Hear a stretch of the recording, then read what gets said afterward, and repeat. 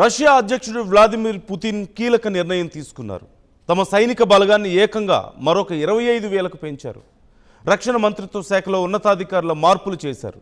మరోవైపు స్పెషల్గా మానవ రహిత దళాలను ఏర్పాటు చేస్తున్నారు. అయితే పుతిన్ తన సైన్యాన్ని పెంచడంతో రష్యన్ ఆర్మీ బలగం సంఖ్య 24,26,000కు చేరింది. ఉక్రెయిన్తో వారు జరుగుతున్న సమయంలో పుతిన్ ఇలా ఒక్కసారిగా సైన్యాన్ని పెంచడం సంచలనం రేపుతోంది. దీని వెనుకున్న పుతిన్ వ్యూహం ఏంటి? అమెరికా, నాటో దేశాల సెక్యూరిటీపై దీని ఇంపాక్ట్ ఎలా ఉండబోతోంది? ఈ స్టోరీలో తెలుసుకోబోతున్నాం. చివరి వరకు స్కిప్ చేయకుండా చూడండి.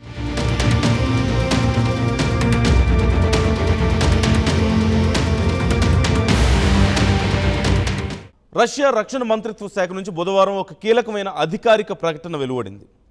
క్రెమ్లిన్లో పుతిన్ అధ్యక్షతన ఒక హై లెవెల్ మీటింగ్లో ప్రధాన నిర్ణయాలు తీసుకున్నారు అని. ఈ సమావేశంలో రష్యా రక్షణ మంత్రి ఆండ్రీ బెలౌసోవ్తో పాటు పలువురు టాప్ మిలిటరీ కమాండర్లు పాల్గొన్నారు.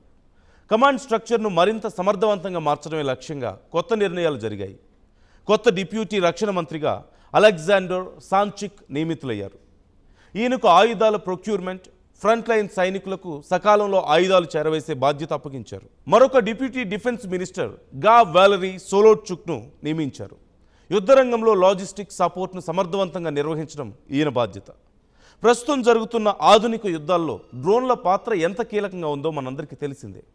అందుకే రష్యా ప్రత్యేకంగా ఏర్పాటు చేసిన మానవరహిత వ్యవస్థల దళాల పర్యవేక్షణ బాధ్యతను డెనిస్ లయామిన్కు అప్పగించారు. అలాగే మరికొంతమంది టాప్ కమాండర్లకు పలు కీలక బాధ్యతలు అప్పగించారు.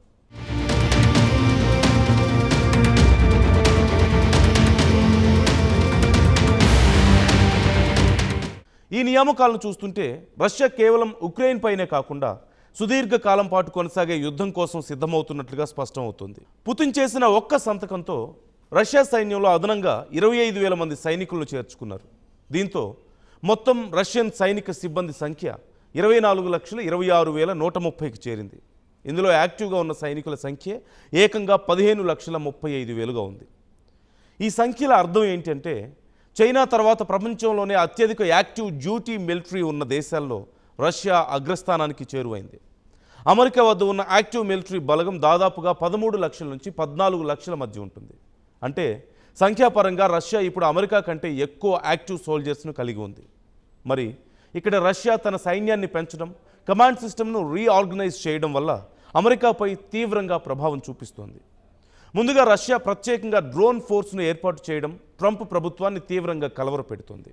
ఇప్పటి వరకు టెక్నాలజీలో తామే నంబర్ 1 అనుకున్న అమెరికా ఆర్మీకి రష్యా, ఇరాన్ భాగస్వామ్యంతో వస్తున్న చౌకైన అత్యంత ప్రమాదకరమైన డ్రోన్లు పెద్ద సవాల్గా మారాయి. అమెరికా తన ఎయిర్ డిఫెన్స్ సిస్టమ్స్ను పూర్తిగా రీడిజైన్ చేసుకోవాల్సిన పరిస్థితి ఏర్పడింది. రష్యా తూర్పు ఐరోపా సరిహద్దుల్లో సైనిక సంఖ్యను భారీగా పెంచుతుండటంతో నాటోకు నాయకత్వం వహిస్తున్న అమెరికాపై ఒత్తిడి పెరుగుతోంది. పోలాండ్, లిథువేనియా, ఎస్టోనియా వంటి దేశాలు తమ వద్ద మరింత అమెరికన్ మిలిటరీని మోహరించాలంటూ డిమాండ్ చేస్తున్నాయి. ఇది యుఎస్ డిఫెన్స్ బడ్జెట్పై భారీగా మరింత భారాన్ని మోపపోతుంది. ఒకవైపు రష్యా తన సైనిక సంఖ్యను 15 లక్షలకు పైగా పెంచుకుంటే అమెరికా ప్రస్తుతం తీవ్రమైన మిలిటరీ రిక్రూట్మెంట్ క్రైసిస్ని ఎదుర్కొంటోంది. అమెరికా యువత సైన్యంలో చేరేందుకు ఆసక్తి చూపించకపోవడం వల్ల యుఎస్ పెంటగాన్ నిర్దేశిత లక్ష్యాలను చేరుకోలేకపోతుంది. రష్యా సంఖ్యను పెంచుకుంటూ పోతే అమెరికాకు మ్యాన్ పవర్ గ్యాప్ స్పష్టంగా కనిపిస్తుంది. అమెరికా ఆలోచన ఏంటంటే ఆర్థిక ఆంక్షలు విధించి ఉక్రెయిన్కు ఆయుధాలు ఇవ్వడం ద్వారా రష్యాను అలసిపోయేలా చేయాలంటూ అమెరికా ప్లాన్ వేసింది. కానీ పుతిన్ తీసుకుంటున్న ఈ నిర్ణయాలు రష్యా 5 ఏళ్లు లేదా 10 ఏళ్ల పాటు సుదీర్ఘ పోరాటానికైనా సిద్ధంగా ఉందంటూ స్పష్టం చేస్తుంది.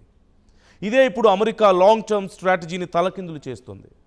అమెరికాకు అతిపెద్ద ముప్పు రష్యా మాత్రమే కాదు, చైనా కూడా ఉంది.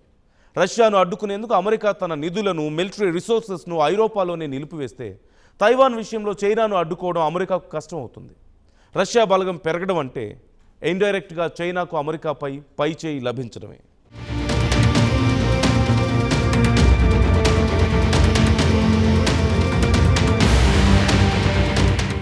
రష్యా రక్షణ మంత్రిత్వ శాఖ నుంచి బుధవారం ఒక కీలకమైన అధికారిక ప్రకటన వెలువడింది. క్రెమ్లిన్లో పుతిన్ అధ్యక్షతన ఒక హై లెవెల్ మీటింగ్లో ప్రధాన నిర్ణయాలు తీసుకున్నారు అని. ఈ సమావేశంలో రష్యా రక్షణ మంత్రి ఆండ్రీ బెలౌసోవ్తో పాటు పలువురు టాప్ మిలిటరీ కమాండర్లు పాల్గొన్నారు. కమాండ్ స్ట్రక్చర్ను మరింత సమర్థవంతంగా మార్చడమే లక్ష్యంగా కొత్త నిర్ణయాలు జరిగాయి. కొత్త డిప్యూటీ రక్షణ మంత్రిగా అలెగ్జాండర్ సాంచిక్ నియమితులయ్యారు. ఈయనకు ఆయుధాల ప్రొక్యూర్మెంట్, ఫ్రంట్ లైన్ సైనికులకు సకాలంలో ఆయుధాలు చేరవేసే బాధ్యత అప్పగించారు. మరొక డిప్యూటీ డిఫెన్స్ మినిస్టర్ గా వాలరీ సోలోట్చుక్ను నియమించారు. యుద్ధరంగంలో లాజిస్టిక్ సపోర్ట్ను సమర్థవంతంగా నిర్వహించడం ఈయన బాధ్యత. ప్రస్తుతం జరుగుతున్న ఆధునిక యుద్ధాల్లో డ్రోన్ల పాత్ర ఎంత కీలకంగా ఉందో మనందరికీ తెలిసిందే. అందుకే రష్యా ప్రత్యేకంగా ఏర్పాటు చేసిన మానవరహిత వ్యవస్థల దళాల పర్యవేక్షణ బాధ్యతను డెనిస్ లయామిన్కు అప్పగించారు. అలాగే మరికొంతమంది టాప్ కమాండర్లకు పలు కీలక బాధ్యతలు అప్పగించారు. ఈ నియామకాలను చూస్తుంటే రష్యా కేవలం ఉక్రెయిన్ పైనే కాకుండా సుదీర్ఘ కాలం పాటు కొనసాగే యుద్ధం కోసం సిద్ధమవుతున్నట్లుగా స్పష్టమవుతుంది. పుతిన్ చేసిన ఒక్క సంతకంతో రష్యా సైన్యంలో అదనంగా 25,000 మంది సైనికులను చేర్చుకున్నారు. దీంతో మొత్తం రష్యన్ సైనిక సిబ్బంది సంఖ్య 24,26,130కి చేరింది. ఇందులో యాక్టివ్గా ఉన్న సైనికుల సంఖ్య ఏకంగా 15,35,000గా ఉంది. ఈ సంఖ్యల అర్థం ఏంటంటే చైనా తర్వాత ప్రపంచంలోనే అత్యధిక యాక్టివ్ డ్యూటీ మిలిటరీ ఉన్న దేశాల్లో రష్యా అగ్రస్థానానికి చేరువైంది. అమెరికా వద్ద ఉన్న యాక్టివ్ మిలిటరీ బలగం దాదాపుగా 13 లక్షల నుంచి 14 లక్షల మధ్య ఉంటుంది. అంటే సంఖ్యాపరంగా రష్యా ఇప్పుడు అమెరికా కంటే ఎక్కువ యాక్టివ్ సోల్జర్స్ను కలిగి ఉంది. మరి ఇక్కడ రష్యా తన సైన్యాన్ని పెంచడం, కమాండ్ సిస్టమ్ను రీఆర్గనైజ్ చేయడం వల్ల అమెరికాపై తీవ్రంగా ప్రభావం చూపిస్తోంది. ముందుగా రష్యా ప్రత్యేకంగా డ్రోన్ ఫోర్స్ను ఏర్పాటు చేయడం ట్రంప్ ప్రభుత్వాన్ని తీవ్రంగా కలవరపెడుతోంది. ఇప్పటి వరకు టెక్నాలజీలో తామే నంబర్ 1 అనుకున్న అమెరికా ఆర్మీకి రష్యా, ఇరాన్ భాగస్వామ్యంతో వస్తున్న చౌకైన అత్యంత ప్రమాదకరమైన డ్రోన్లు పెద్ద సవాల్గా మారాయి. అమెరికా తన ఎయిర్ డిఫెన్స్ సిస్టమ్స్ను పూర్తిగా రీడిజైన్ చేసుకోవాల్సిన పరిస్థితి ఏర్పడింది.